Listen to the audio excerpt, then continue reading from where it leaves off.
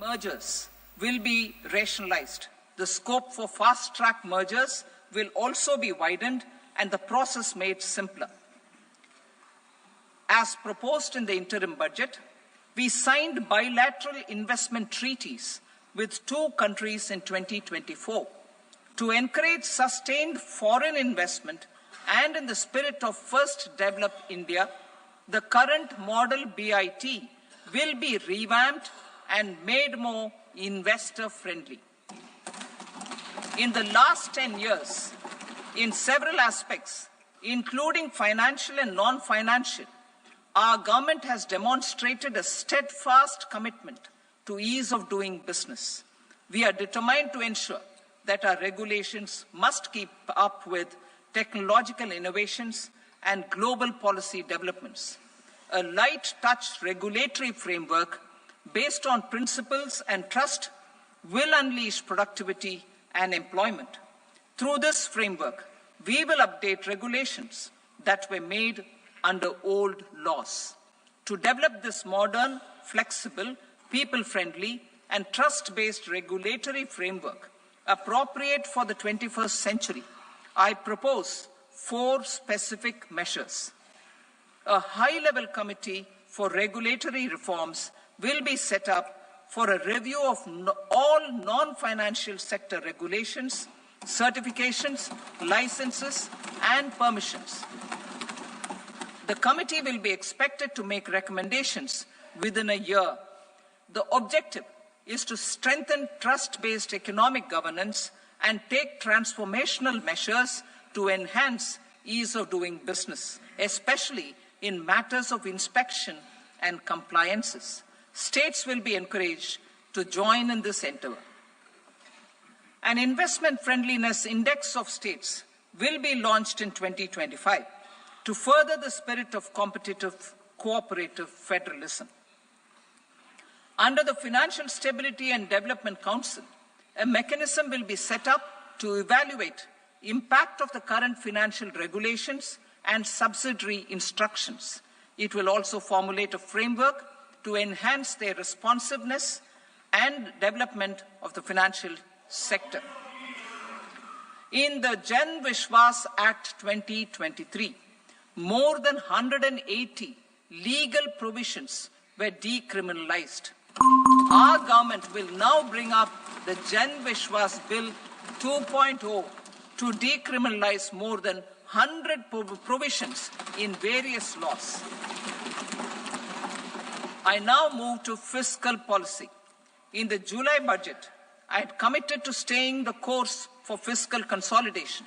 Our endeavor will be to keep the fiscal deficit each year such that central government debt remains on a declining path as a percentage of the GDP. The roadmap for the next 6 years has been detailed in the FRBM statement. Revised estimates for 2024-25. The revised estimate of the total receipts other than borrowings is 31.47 lakh crore rupees, of which the net tax receipts are 25.57 lakh crore rupees. The revised estimate of the total expenditure is 47.16 lakh crore rupees, of which the capital expenditure is about 10.18 lakh crore rupees. The revised estimate of the fiscal deficit is 4.8% of the GDP. Budget estimates for 25-26. Coming to 25-26, the total receipts other than borrowings and total expenditure are estimated at 34.96 lakh crore rupees and 50.65 lakh crore rupees respectively. The net tax receipts are estimated at 28.37 lakh crore rupees. The fiscal deficit is estimated to be 4.4% of GDP. To finance the fiscal deficit, the net market borrowings from dated securities are estimated at 11.54 lakh crore. The balance financing is expected to come from small savings and other sources. The gross market borrowings are estimated at 14.82 lakh crore rupees. I will now move to Part B. Indirect taxes. My proposals relating to customs aim to rationalize tariff structure and address duty inversion. These will also support domestic manufacturing and value addition, promote exports, facilitate trade, and provide relief to common people. Rationalization of customs tariff structure for industrial goods. As a part of comprehensive review of customs rate structure announced in July 2024 budget, I propose to 1. Remove 7 tariff rates. This is over and above the 7 tariff rates removed in 23-24 budget. After this, there will be only 8 remaining tariff rates, including 0 rate. 2. Apply appropriate cess to broadly maintain effective duty incidence, except on a few items where such incidence will reduce marginally. 3. Levy not more than 1 cess or surcharge. Therefore, I propose to exempt social welfare surcharge on 82 tariff lines that are subject to a cess. I shall now take up sector-specific proposals. To provide relief to patients, particularly those suffering from cancer, rare diseases, and other severe chronic diseases, I propose to add 36 life-saving drugs and medicines to the list of medicines fully exempted from basic custom duty.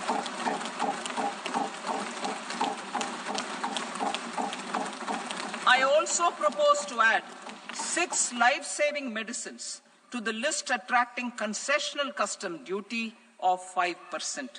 Full exemption and concessional duty will also respectively apply on the bulk drugs for manufacture of the above.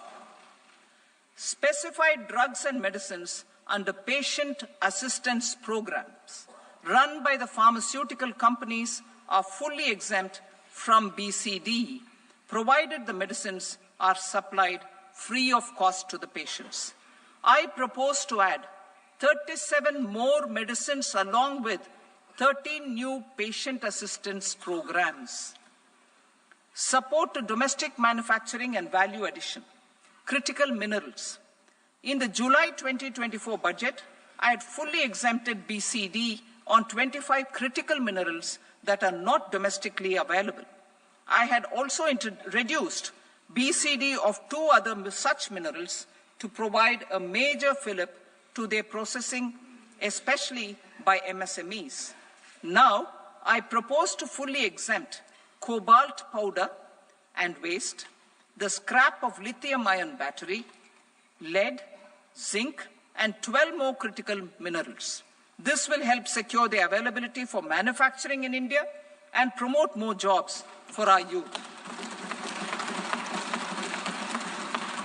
To promote domestic production of technical textile products such as agro-textiles, medical textiles, and geotextiles at competitive prices, I propose to add 2 more types of shuttle-less looms to the list of fully exempted textile machinery.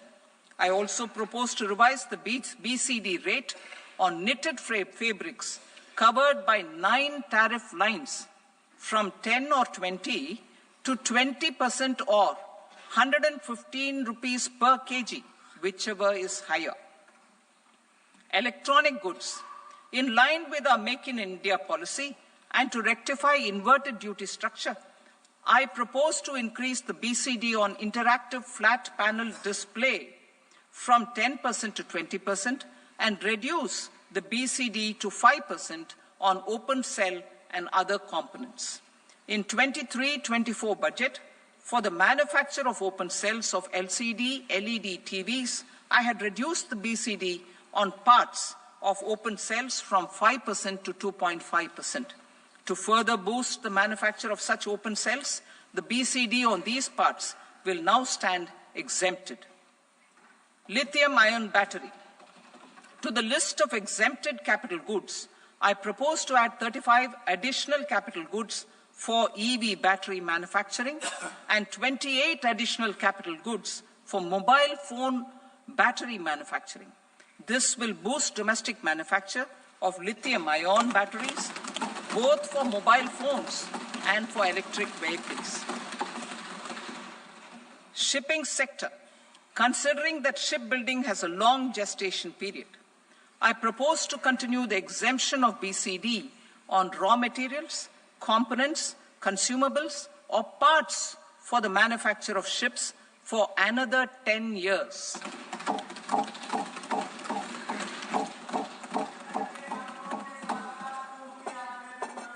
I also propose the same dispensation for shipbreaking to make it more competitive.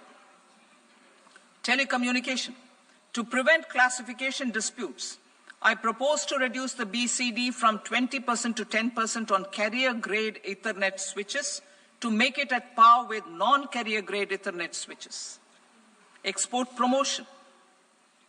To facilitate exports of handicrafts, I propose to extend the time period for export from 6 months to 1 year, further extendable by another 3 months if required. I also propose to add 9 items to the list of duty-free inputs. Leather sector. I propose to fully exempt BCD on wet blue leather to facilitate imports for domestic value addition and employment. I also propose to exempt crust leather from 20% export duty to facilitate exports by small tanners. Marine products. To enhance India's competitiveness in the global seafood market, I propose to reduce BCD from 30% to 5% on frozen fish paste, surimi, for manufacture and export of its analog products. I also propose to reduce BCD from 15% to 5% on fish hydrolysates for manufacture of fish and shrimp feed.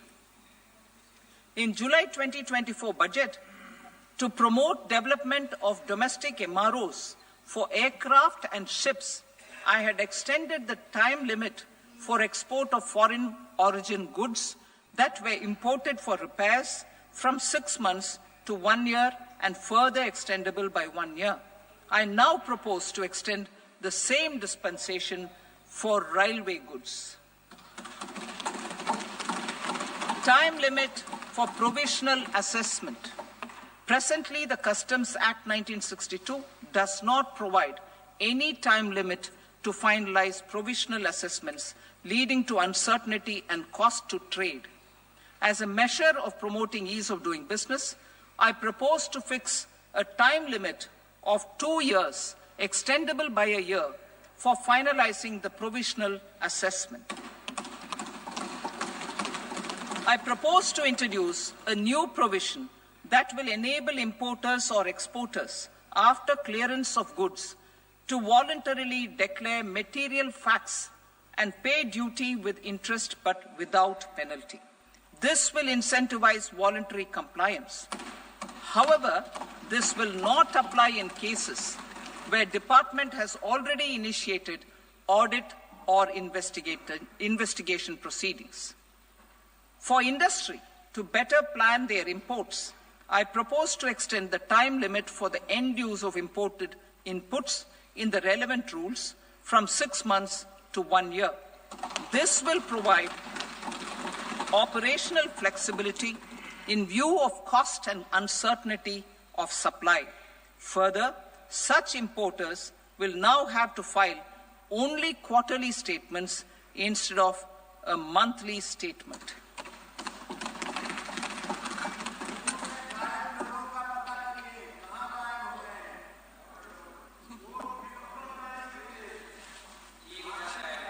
I now come to my direct tax proposals. In Part A, I have briefly underlined taxation reforms as one of key reforms to realize our vision of Vikasit Bharat. In respect of criminal law, our government had earlier ushered in Bharatiya Nyaya Sanhita, replacing Bharatiya Danda Sanhita. I am happy to inform this august House and the country that for new income tax bill will carry forward the same spirit of Nyaya in its drafting as well. The new bill will be clear and direct in text, with close to half of the present law in terms of both chapters and words. It will be simple to understand for taxpayers and tax administrators, leading to tax certainty and reduced litigation. Reforms, however, are not a destination. They are means to achieve good governance for our people and economy. Providing good governance primarily involves being responsive.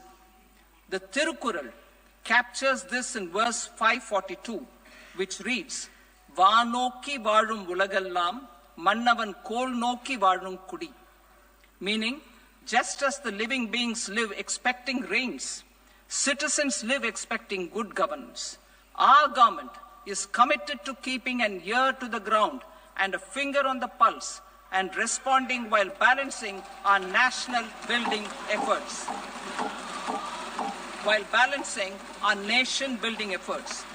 The following measures will detail just how our government will, under the guidance of PM Modi, has taken steps to understand and address. I repeat that sentence, sir. The following measures will detail just how our government, under the guidance of PM Modi, has taken steps to understand and address the needs voiced by our citizens. My tax proposals are guided by this spirit. The objectives of my proposals are as follows. Personal income tax reforms with special focus on middle class. Rationalization of TDS and TCS for easing difficulties. Encouraging voluntary compliance. Reducing compliance burden.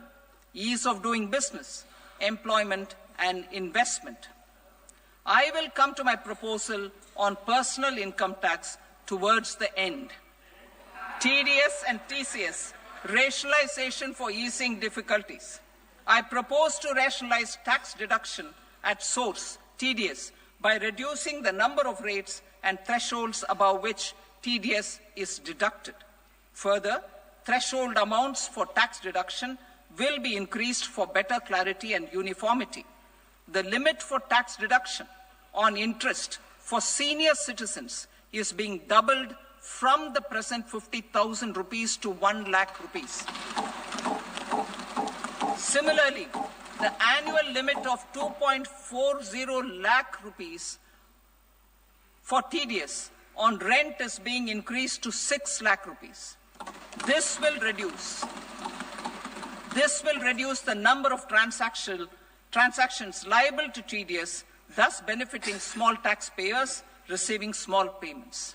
The threshold to collect tax at source, the TCS, on remittances under RBI's liberalized remittance scheme, the LRS, is proposed to be increased from 7 lakh to 10 lakhs. I also propose to remove TCS on remittances for education purposes, where such remittances is out of a loan taken from a specified financial institution. Both TDS and TCS are being applied on any transaction related to sale of goods. To prevent such compliance difficulties, I propose to omit the TCS. I also propose that the provisions of the higher TDS deduction will now apply only in non-PAN cases. In July 2024, the delay for payment of TDS up to the due date of filing statement was decriminalized. I propose to provide the same relaxation to TCS provisions as well. The government under the leadership of Prime Minister Modi believes in Sabka Saath, Sabka Vikas, Sabka Vishwas and Sabka Prayas. In line with this, we brought in updated return facility in 2022 for voluntary compliance by taxpayers who had omitted to report their correct income. Our trust in taxpayers was proved right. Nearly 90 lakh taxpayers voluntarily updated their incomes by paying additional tax. Taking this trust further, I now propose to extend the time limit to file updated returns for any assessment year from the current limit of 2 years to 4 years. I propose to reduce the compliance burden for small charitable trusts and institutions by increasing their period of registration from 5 years to 10 years. It is also proposed that disproportionate consequences do not arise for minor defaults such as incomplete applications filed by charitable entities. Presently, taxpayers can claim the annual value of self-occupied properties as nil only on the fulfillment of certain conditions.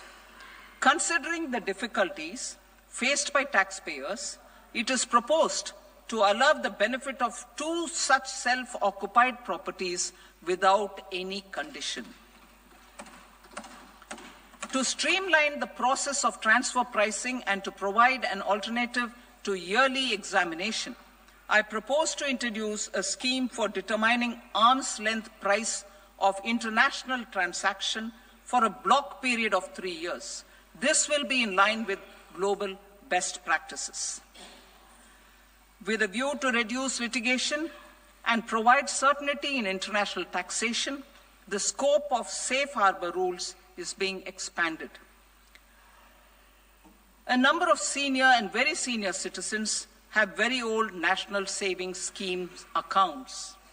As interest is no longer payable on such accounts, I propose to exempt withdrawals made from NSS by individuals on or after 29th August 2024. I am also proposing to allow similar treatment to NPS Vatsalya accounts as is available to normal NPS accounts subject to overall limits. In my speech in July 2024, I had promised that all processes, including giving effect to appellate orders, shall be digitalized and made paperless over the next 2 years. So I'm happy to announce that digitalization is being made operational now. In July 2024, we brought in the Vivad Se Vishwas scheme to resolve income tax disputes pending in appeal. The scheme has received a great response, with nearly 33,000 taxpayers having availed of the scheme to settle their disputes. I have a few proposals to promote investment and employment.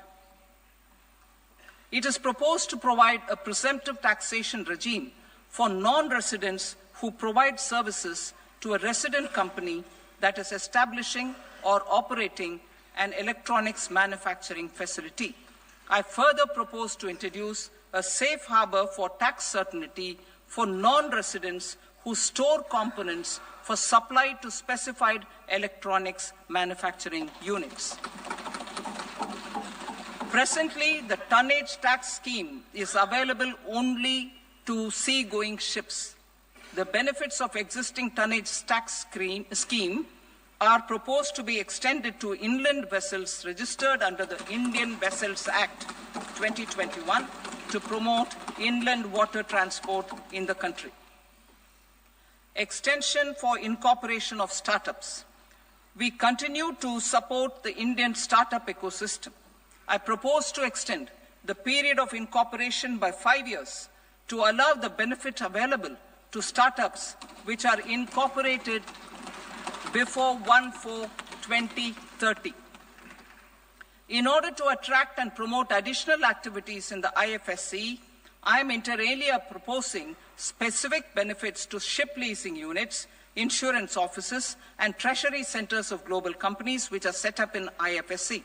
Further, to claim benefits, the cutoff date for commencement in IFSC has also been extended by 5 years to 31/3/2030.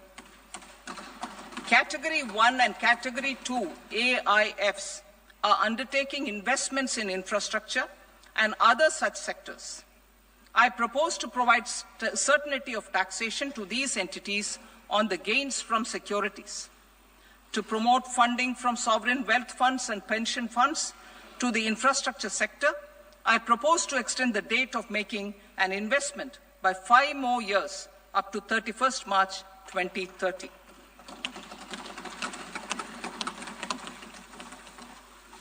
Personal income tax reforms with special focus on middle class. Democracy, demography, and demand are the key support pillars in our journey towards Vikasit Bharat. The middle class provides strength for India's growth. This government, under the leadership of Prime Minister Modi, has always believed in the admirable energy and ability of the middle class in nation building. In recognition of their contribution,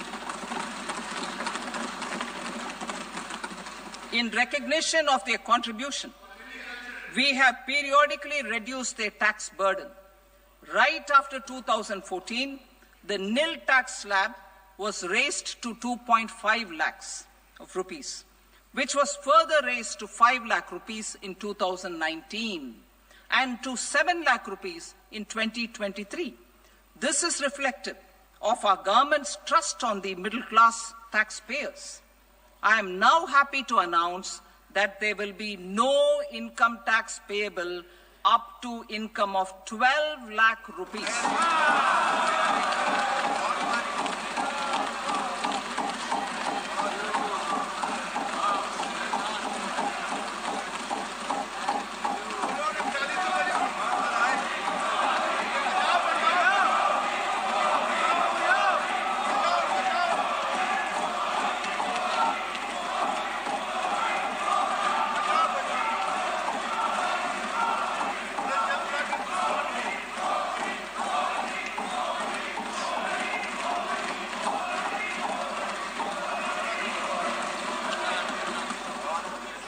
So, average income of 1 lakh per month other than the special rate income such as capital gains under the new regime.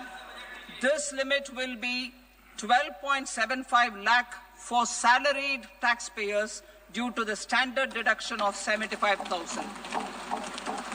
Slabs and rates are being changed across the board to benefit all taxpayers. The new structure will substantially reduce the taxes of the middle class and leave more money in their hands, boosting household consumption, savings, and investment. In the new tax regime, I propose to revise tax rate structures as follows: 0 to 4 lakh rupees nil, 4.8 lakh rupees to 4 to 8 lakh rupees 5%, 8 to 12 lakh rupees 10%, 12 to 16 lakh rupees 15%, 16 to 20 lakh rupees 20%, 20 to 24 lakh rupees 25%, and above 24 lakh rupees 30%. To taxpayers up to 12 lakh of normal income other than special rate income such as capital gains. I read that again. To taxpayers up to 12 lakh of income other than special rate income such as capital gains, tax rebate is being provided in addition to the benefit due to slab rate reduction in such a manner that there is no tax payable by them. The total tax benefit of slab rate changes and rebate at different income levels can be illustrated with a few examples. A taxpayer in the new regime with an income of 12 lakh rupees will get a benefit of 80,000 rupees in tax, which is 100% of tax payable as per the existing rates. A person having income of 18 lakh rupees will get a benefit of 70,000 rupees in tax. That is 30% of tax payable as per existing rates. A person with an income of 25 lakh gets a benefit of 1,10,000 rupees, that is 25% of his tax payable as per existing rates. Details of my tax proposals are given in the annexure. As a result of these proposals, Honorable Speaker, sir, revenue of about 1 lakh crore in direct taxes and 2,600 crores in indirect taxes will be foregone. Mr. Speaker, sir, with this, I commend the budget to this august House.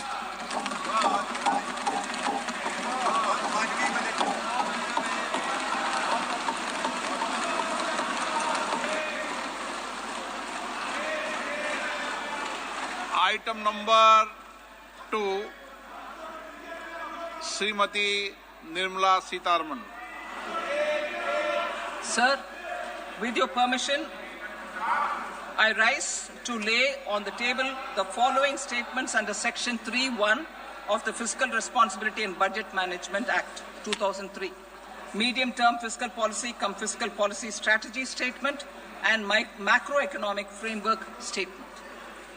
Item number 3, Srimati Nirmala Sitharaman. Sir, with your permission, I rise to move for leave to introduce the Finance Bill 2025. प्रश्न ये है कि विधेयक को पुनर्स्थापित करने की अनुमति प्रदान की जाए। जो सदस्य इसके पक्ष में हाँ कहें, जो सदस्य विरोध में ना कहें। मेरे विचार में निर्णय हाँ वालों के पक्ष में हुआ, हाँ वालों के पक्ष में अनुमति प्रदान की जाती है। माननीय मंत्री जी, अब विधेयक को पुनर्स्थापित करें। Sir, I introduce the bill. Thank you. सभा की कार्रवाई सोमवार दिनांक 3 फरवरी 2025 को प्राप्त 11 बजे तक के लिए स्थगित की जाती है।